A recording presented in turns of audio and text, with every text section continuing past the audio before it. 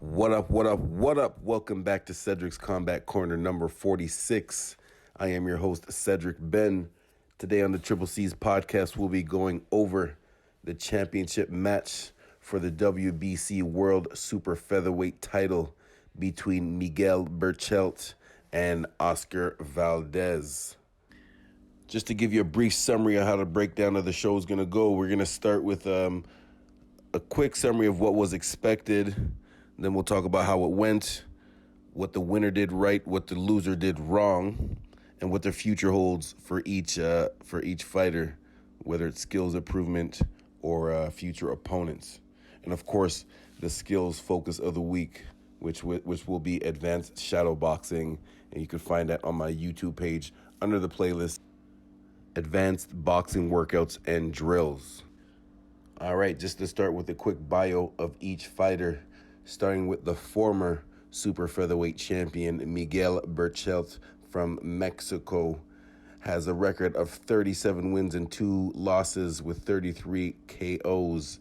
He has some good wins on his career with Francisco Vargas beating him twice, Miguel Roman, and Jason Sosa, who was a common opponent with Mr. Lomachenko. And the new super featherweight champion, Oscar Valdez, still undefeated with a record of 29-0 with 23 KOs, and has some big wins in his career against guys like Miguel Mariaga and Scott Quigg, Jason Sanchez, Adam Lopez. Yeah, man, he's got some good wins under his belt. With that being said, Oscar Valdez was the 4-1 underdog to lose this fight against the former champion Miguel Berchelt. And I just want to briefly speak about how the mental part of boxing can kind of mess with you, specifically leading up to a big fight. So both of these boxers are Mexican.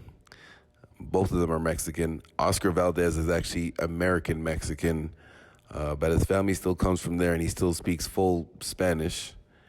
Well, the president of Mexico called up Miguel Berchelt to wish him good luck in the match, and he never called up Oscar Valdez. Now, you might think to yourself, well, who cares? It's only one person, not wishing him good luck. But, you got to think of the implications. Specifically with Mexicans and boxing, they're very prideful people. Well, I mean, every country is prideful of your athletes, but specifically when it comes to boxing and Mexicans, they are very prideful people. So, just mentally, I think that kind of messed with him, knowing that the president of the country that you're from called up your opponent to wish him good luck, but didn't say anything to you. The other thing, mental part that might have kind of messed up Oscar Valdez, and don't forget, he was also the 4-1 underdog once again. Just think about this. This was the real icing on the cake as far as mental things to get over. He said his idol, Julio Cesar Chavez, one of the greatest boxers ever, not just the greatest Mexican ever, one of the greatest boxers ever. He predicted Miguel Berchelt to knock him out. So just think about that. The guy that you idolized, you got pictures of him on your wall growing up, idolizing, wishing to grow up to be like him. And that person said that your opponent was going to knock you out. Just think of how that would kind of mess with you mentally. Again, this is leading up to your the biggest fight of your life. So Oscar Valdez was the underdog, but he certainly did not fight like he was an underdog. Right off the bat, the first 5 rounds I gave to Oscar Valdez, he was definitely wanted to bring the fight to Miguel Berchelt. Miguel Berchelt, he sometimes is a slow starter, but he usually picks it up a little bit faster. He decided to box a little bit more in the first two rounds. He slowly picked it up, but Oscar Valdez was just on point, especially with his jab and his aggressive style. And that's the other reason why this was a really anticipated fight that everyone was looking for. Whenever it's Mexico versus Mexico, it's almost guaranteed to be an action-packed fight. And it's a little bit different, though, because it's not like, one of the most common exciting fights ever is Mickey Ward versus Artur Gatti. Definitely exciting, but that was more of like a street fight brawl. Whenever it's Mexico versus Mexico, their style is, the best way to describe it is an aggressive boxing style. Like they're not just boxing to try to pop and move around and make you miss. There's still defensive awareness. They still have defensive awareness, but it's an aggressive boxing style. Like they're trying to come hurt you with those punches. And again, they are paying attention to their defense, but they're they make their intentions well known. So Valdez was just looking so comfortable in there, even picking up the pace and even switching to southpaw every once in a while and looking good too. Not, sometimes people switch to southpaw and look awkward just to give the person a different look, but he actually looked good. In the fourth round, Valdez actually seriously hurt Miguel Berchelt with his famous left hook, which I'll talk about that later on. He hurt Miguel Berchelt with a left hook and had him seriously hurt. Miguel Berchelt was held up by the ropes. And when you get, if you stumble over, but you catch yourself in the ropes, it counts as an 8 count because the way that they look at it is that the ropes held you up. If the ropes weren't there, then you would have went down. So that counted as an 8 count, and he still was not fully recovered. He's lucky that it was the end of the round when that happened, or else I believe Valdez would have finished him off. Now, here's one thing that I'll give credit for Miguel Berchelt is having heart, and that's one thing that you can't teach, having heart. You can, as a great coach, you can coach someone to have all the best skills in the world, offense and defense. But once in a while, if it doesn't go well, and you get caught with something, there's nothing. You just have to have the will, the heart and the will to weather the storm, as they say, and get through it. That's not something that a coach can teach you. That's just something that you have inside you. And that's what Miguel Berchelt did. When he was seriously hurt in that fourth round, as a coach, I would have stopped that fight. Everybody knows I'm about safety first. But they let it go, and to his credit, rounds 5, he actually had Valdez backing up, and I actually gave round 6 and 7 to Miguel Berchelt. That's how much he weathered the storm and actually came back. Round number 8 was very close. I'm not sure if it was a combination of Valdez, if he was getting tired or if he just decided to take the round off. At first, I did think he looked like he was tired. But then when he picked it up in the 9th and 10th round, you realize that maybe he was just taking it easy after he tried to expend a lot of energy trying to finish him off in that 4th round.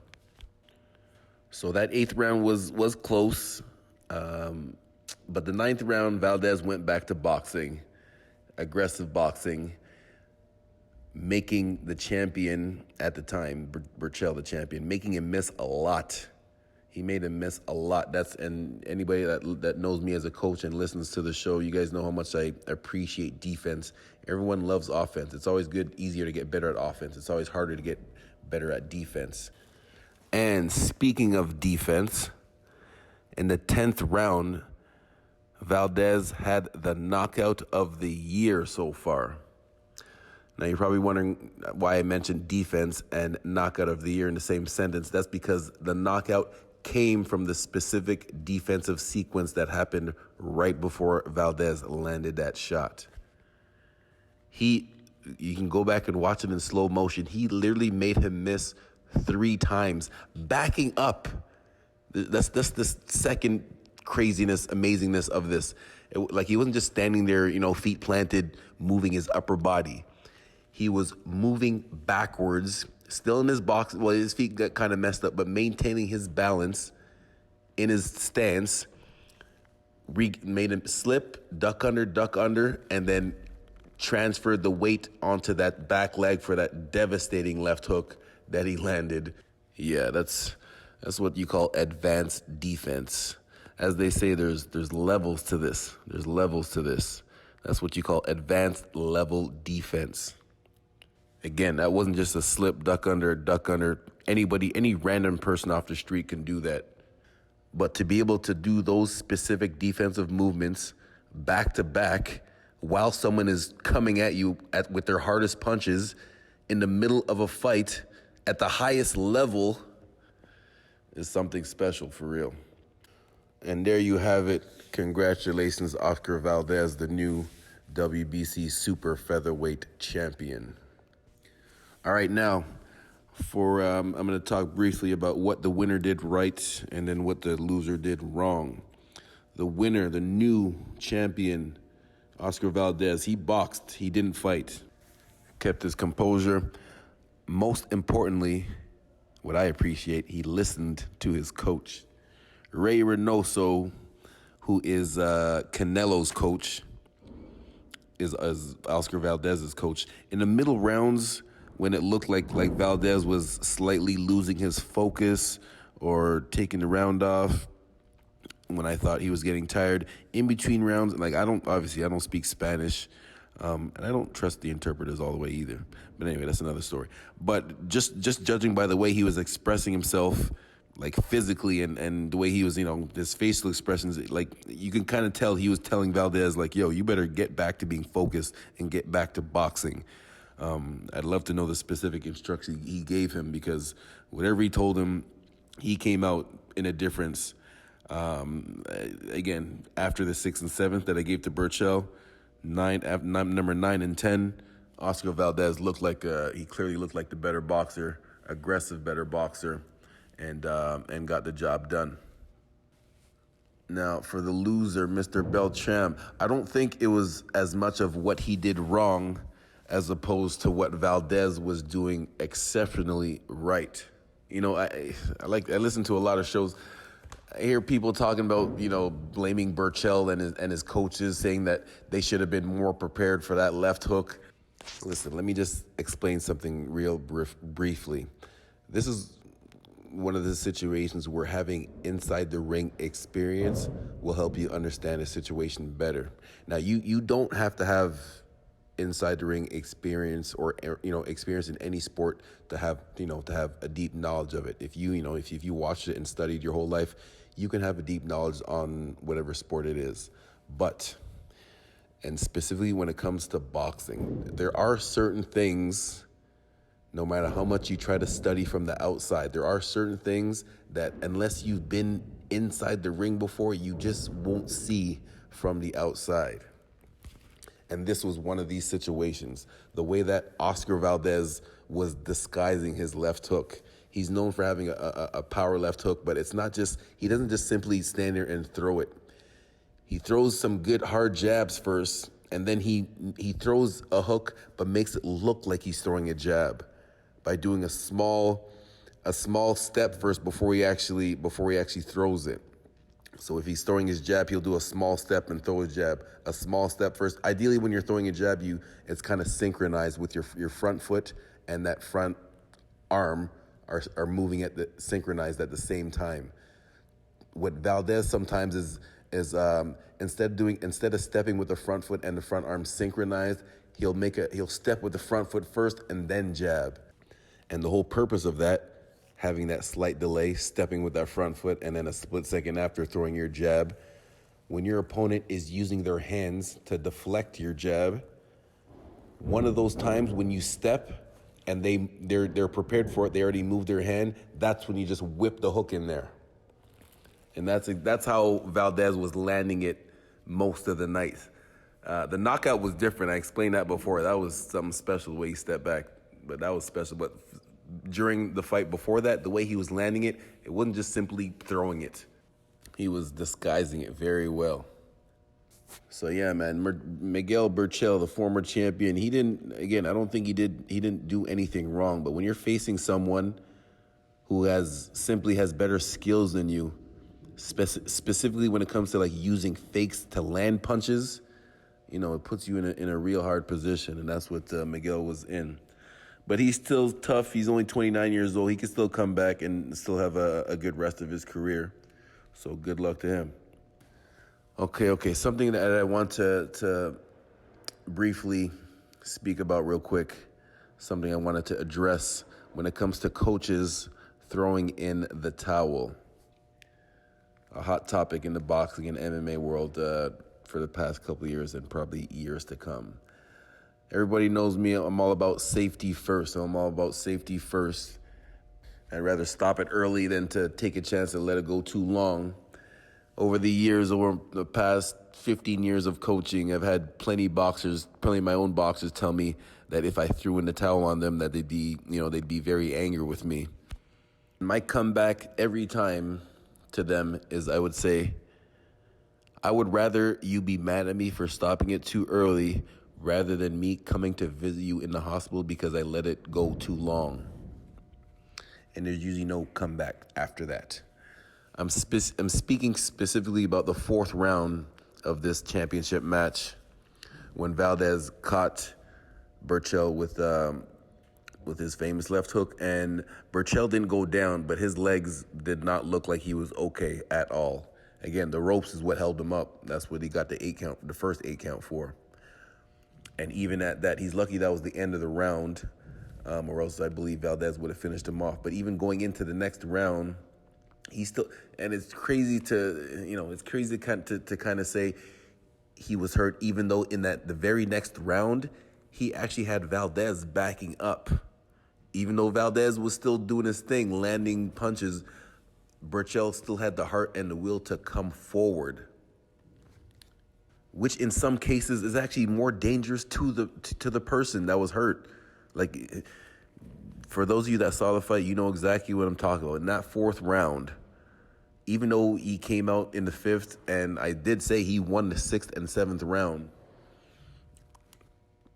that was just a very bad situation, and I would have stopped it in that fourth round.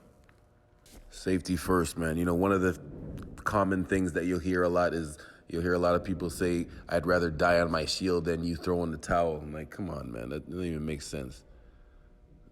Again, I am trying to protect your safety, not your pride. And that's all I get to say about that. All right, back to being positive. I'm going to finish off this show with the training focus of the week. Of course, you're going to go to the Cedric Sports Training YouTube page and look under the playlist Advanced Boxing Workouts and Drills. And then you're going to scroll down to Advanced Shadow Boxing, specifically Following Instructions. That's the name of that video, Following Instructions. And specifically want you guys to look at that one because it's all about adjusting. I mentioned in the sixth and seventh round when Valdez was kind of losing it a little bit, and then when he went back to the corner, whatever his coaches said to him, obviously woke him up and he listened. And I think that was the main difference. He was still winning the fight. He was still winning the fight regardless, but that little spark plug woke him up and helped him finish him off. Once again, Valdez was the 4-1 underdog. Not too many people, well, actually, no, I shouldn't say not too many people were expecting him to win, but Berchelt was definitely the favorite. So once again, congratulations to the new WBC super featherweight champion, Oscar Valdez Jr. All right, there you have it. Thank you very much for taking time to listen in to the Cedric Sports Podcast. Please send me an email at cedricben@gmail.com or hit me up on any social media at Cedric Sports. Instagram, Twitter, Facebook, Snapchat, all of that. All right, I will speak to you guys soon. Peace.